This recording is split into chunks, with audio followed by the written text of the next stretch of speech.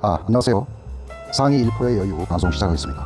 월요일 아침을 조심을 해라 뭐 이런 이야기를 했었습니다. 그래서 주요 그 주도주와 그 다음에 지난주에 이들의 어떤 매매 패턴에 대해서 다시 한번 스터디를 하고 향후에 어떤 개인들이 어떤 손실을 입는 그런 확률을 최소화할 수 있는 그런 투자 패턴에 대해서도 한번 알아보도록 하겠습니다. 우리나라 시장이 지속적으로 지금 이 어떤 박스권에 갇혀져 있습니다. 이 박스권이라는 얘기는 여기서 보통 개인이 사고 외국인은 팔고, 거꾸로 얘기하면 여기서 외국인은 사고 개인은 판다는 이야기입니다. 그래서 여기는 일단 그 심리가 탐욕이라고 볼 수가 있고요. 그 다음에 여기는 또 공포라고 볼 수가 있습니다. 그래서 보통 개인이 탐욕을 느끼는 경우에는 외국인이 매도를 하고, 그 매도의 수단은 우리나라 같은 경우 공매도가 많고요. 그 다음에 하락에 공포를 느끼는 경우는 이것도 뭐 개인들이 많고요. 그 다음에 이때 매도를 하는 주체는 개인이고, 이때 매수를 하는 주체는 외국인의 뭐 대차라든가 뭐 보유 지분을 이용을 해서 매수를 한다는 그런 이야기가 됩니다. 이러한 그 상승의 어떤 그 탐욕을 느끼는 구간은 보통 이제 추격 매수로 이어지는데요. 이들 심리가 보통은 이제 주말에 어떤 TV 매체라든가 이런 쪽에서 종목 추천을 받아요. 아니면 친한 지인으로부터 어떤 소개를 받고, 이거를 이제 이 종목을 사면 마치 본인이 큰 부자가 되는 것처럼 이제 탐욕이라는 감정이 들어서게 됩니다. 그래서 월요일 아침에 뭐 분할 매수를 해서 어떤 그 장이 이 지점에서 추격 매수를 하게끔 됩니다. 하지만 그 월요일 날은 아침에가 최고가일 확률이 크고요. 하루 내내 장을 하락시키는 경우가 발생합니다. 이제 그 손실을 입어서 이거를 손절 처리 못하고 되게 월요일 날 아침을 또 기대를 하거든요. 아침. 그래서 화요일 날 아침에 다시 화요일 날 아침에 이 종목을 매수를 한다고 하면, 아니면 매수를 한다고 하면 또 이렇게 그 공매도의 어떤 표적이 되고 다시 하락을 입고, 되게 이제 어떤 그 화요일 날 종가에 보통 견디지 못하고 손절을 하고 멘탈이 붕괴가 돼서 그 주중에 어떤 매매를 거의 못하는 멘붕 상태에 빠질 확률이 큽니다. 그러면 화요일날 종가에 손절된 물량, 이렇게 손절을 하면 일단 추가로 공매도가 불가능하죠. 공매도는 전제가 개인이 매수를 해야 공매도가 가능한 거고요. 이런 경우에 이제 개인 매수세가 없으면 이들은 때로는 이제 뭐 대차를 상환을 하고 지분을 확대를 해서 이제 수요일날 종가로 매수를 하고 있다가 수요일날 이제 아침에 보유 지분을 확대를 하던가 아니면 대차를 상환을 해서 급등을 시키는 경우가 상당히 많습니다. 근데 이제 이게 수요일 날이 아니라 때로는 이게 이제 수요일 아침에, 화요일 날 아침에, 또는 이게 이제 그 공매도 보유 물량이 추가로 남아있는 경우에는 화요일 날 오후까지 하락의 파동이 지속될 수가 있거든요. 이거는 이제 뭐냐면, 이제 대차를 상환을 하고 싶어도 가격이 개인들의 매수세가 없기 때문에 그 화요일 날 아침에 한번 다시 이렇게 상승을 시켜서 개인들이 이제 따라 붙으면, 이때 어떤 그 따라 붙으면 이제 공매도로 2차 하락을 시키고, 이후에 어떤 그 화요일 날 종가라든가 이렇게 대타를 상환하는 그런 그 매매 히스토리가 발생할 수가 있습니다. 수요일 날, 목요일 날은 이제 그 외국인이나 기관이 기관이나 개인이나 거래량이 최소로 발생할 확률이 커요. 그래서 수요일 날 아침에 이렇게 상승을 해도 추가로 이렇게 급등을 하지 못하고 이렇게 횡보하는 그런 장세가 유지될 확률이 크고요. 이때 이제 미처 그 공매도라든가 이런 부분들을 청산을 못한 세력이 이제 이런 수요일 날, 목요일 날 장세를 이용해서 이런 공매도를 청산하는 그런 히스토리를 만들고요. 근데 그 금요일 날 같은 경우는 상당히 조심해야 돼요. 이 주말 장세, 어떤 지난번에도 얘기했다시피 어떤 미크앤드 이펙트라고 해서 주말 아침에는 일단 그 월요일부터 어떤 그 목요일에 어떤 보유하고 있던 물량을 아침에 청산하는 경우가 많고요. 그 다음에 금요일 날 오후가 되면 다시 이들이 어떤 그 대사장고를 일부 축적하는 경우가 많고, 또 공매도가 출현할 수 있기 때문에 절대 그 금요일 날 10시 이후, 11시 이후는 절대 매매에 참여하지 않는 그런 습관들을 스타디한다면 개인이 손실을 줄일 수 있는 그런 기회가 될 수가 있습니다.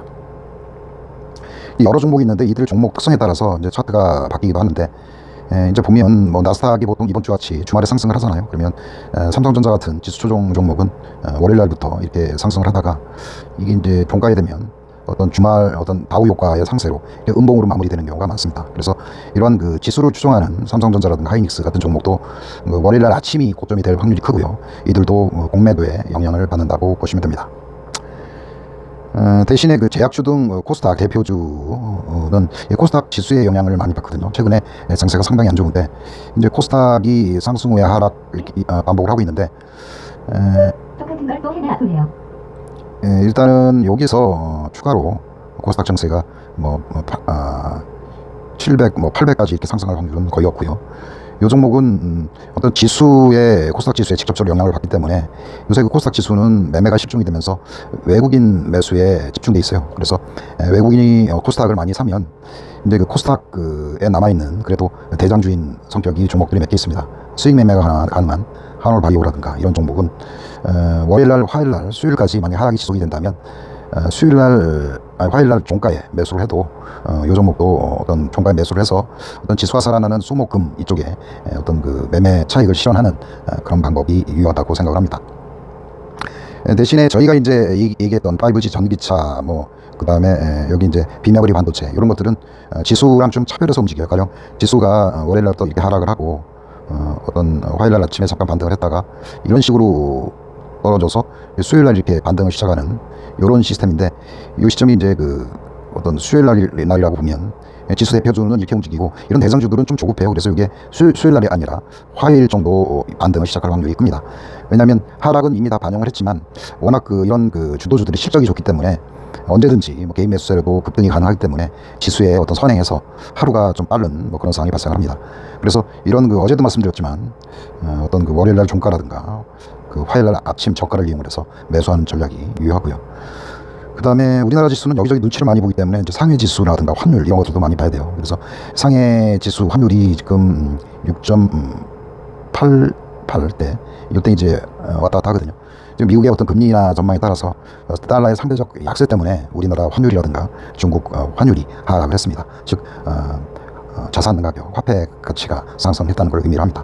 이런 경우는 상해지수 연동을 해서 화장품이라든가 여행 관련주, 특히 그 환율의 영향은 여행에 많은 영향을 끼칩니다. 그래서 환율이 하락 시에만 또 위안화가 하락 시에만 이런 화장품 여행 관련 종목이 상승을 할 수 있다고 생각을 하고요. 이게 이제 최근에 발생하는 현상들인데 이거를 이제 빈집털이 현상이라고 해요. 그래서 이게 이제 외국인들이 지난주에 지속적으로 매도를 했습니다. 이거는 이제 쏠림 현상을 해소하기 위해서 수량으로 따졌어요. 워낙 수량을 적은 수량이라도 어떤 외국인이 삼성전자, 하이닉스 쏠림 현상이 심하기 때문에 기타 종목에 대해서 수량 중심으로 해서 파악을 해보면 일단은 외국인들이 팔면 이제 누군가가 사줘야 되는데 외국인들이 파는 요 세력이 보통 공매도가 이제 플러스가 돼 있어요. 그래서 공매도 치고 개인이 이제 그 물량을 사는 그런 구조로 되어 있습니다. 그래서 이게 우리 시장이 월요일날, 화요일날 이렇게 급락을 보이는 그런 어떤 그런 상황이 지속적으로 반복이 되는데요. 그럼 여기는 이제 수급의 주체가 사실은 없는 거예요. 이런 경우 이제 기관이 이 상황을 틈타서 어떤 수급의 공백을 틈타서 이제 매수에 참여하는 이게 이제 보통 보면 화요일날 아침, 그 다음에 수요일날 아침의 경우가 많아요. 그래서 화요일날 아침, 수요일날 아침에 보통 기관이 매수하는 어떤 5G 종목군, 그 다음에 또 전기차, 그 다음에 비메모리 반도체 제 매수가 들어온다고 하면 이런 종목들이 이제 수요일부터 이렇게 급등할 확률이 큽니다. 횡보를 하고 다시 이제 금요일날 오전까지 상승을 하는 이런 시스템을 만들 수가 있습니다. 이제 삼성전자의 이제 3분봉이에요. 이게 이제 이게 월요일에 이제 아침 매수에 참여를 했다면 급락을 했죠. 급락을 하면서 이제 공매도가 발생을 했고 이 물량을 이제 개인이 받았다고 생각을 하거든요. 하락을 시키고 이제 나스닥이라든가 이런 증시가 많이 상승을 하고 지금은 삼성전자 외국인 지분이 한 58%예요. 그래서 이 종목은 다우존스에 이제 추종을 한다고 생각을 해서 나름 뉴욕 증시 어떤 상승에 따라서 월요일날, 화요일날 또 아침에 저점을 만들고 지속적으로 상승을 했죠. 이제 삼성전자는 우리나라 대표주고 그다음에 특히 외국인 지분율이 58%가 넘기 때문에 이들의 어떤 수급 형태에 따라서 영향을 받는다고 생각을 합니다. RFHRC 이거는 이제 5G 관련 종목이거든요. 이것도 월요일날 하락을 했죠. 월요일날 저녁, 월요일날 저녁, 수요일날 아침에 일부 더 누르고 저점을 다시 만들고 28,500원 그 다음부터 쭉 상승을 하고 요게 이제 시간이 11시, 10시 정도 돼요. 10시, 11시 이전까지 이제 보유 물량을 수익 극대화를 해내고 그 다음에 주말 효과에 의해서 이제 하락을 한 뭐 그런 경우였거든요.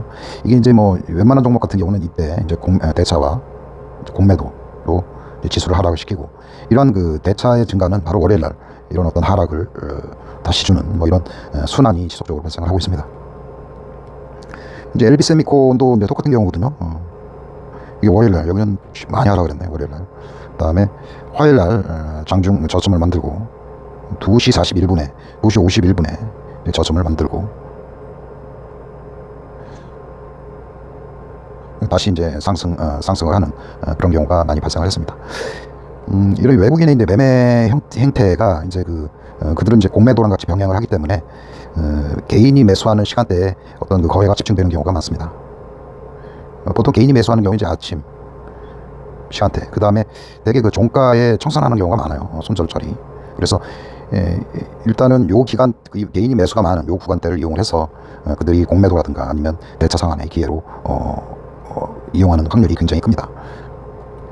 이게 이제 이것도 어떤 변곡이죠. 그러니까 월요일날 아침 종가, 화요일날 종가 이때 개인이 이제 매도를 하면서 이 매도 물량을 이제 그 매도 물량하고 또 공매도를 청산을 하면서 수요일날 상승을 가져왔다고 생각을 하고요.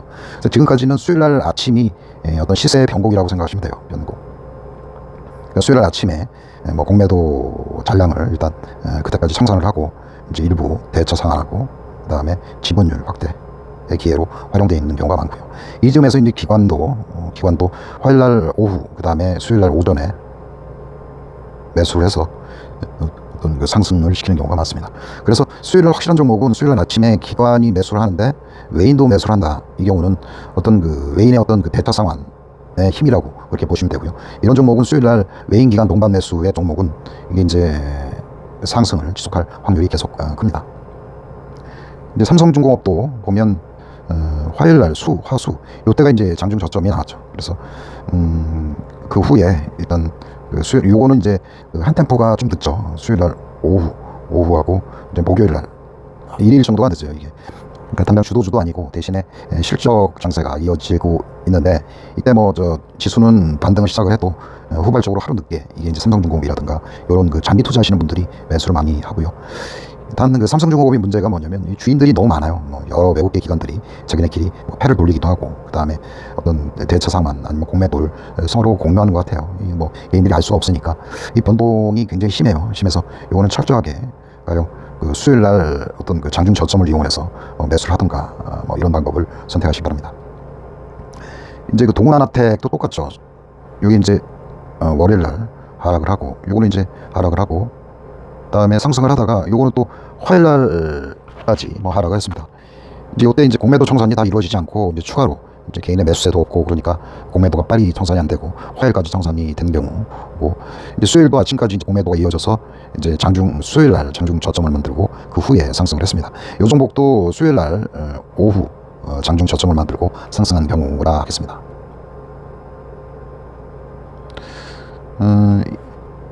일단은 뭐 여러 가지 제가 얘기를 했는데요. 이런 우리 시장 같은 경우는 장중 그 외국인의 수급 변화가 주말을 거치면서 급격히 많이 변화를 하고 있기 때문에 가급적 매매도 누구는 저점에 사고 누구는 고점에 사고 어차피 뭐 그런 기울어진 어떤 운동장에서는 개인이 어떤 그 생존하기가 굉장히 힘들거든요. 그러니까 외국인하고 동반 매수를 하던가 아니면 특히 그 요새 주도주는 그 기관들의 어떤 빈집털이가 굉장히 많거든요. 그래서 확실한 방법은 화요일날 종가라든가 아니면 수요일날 장중 저가를 이용해서 수목 금요일날 오전에 청산하는 그런 투자 방법이 외국인과 기관과 같이 병행하는 투자의 방법이라고 생각을 합니다.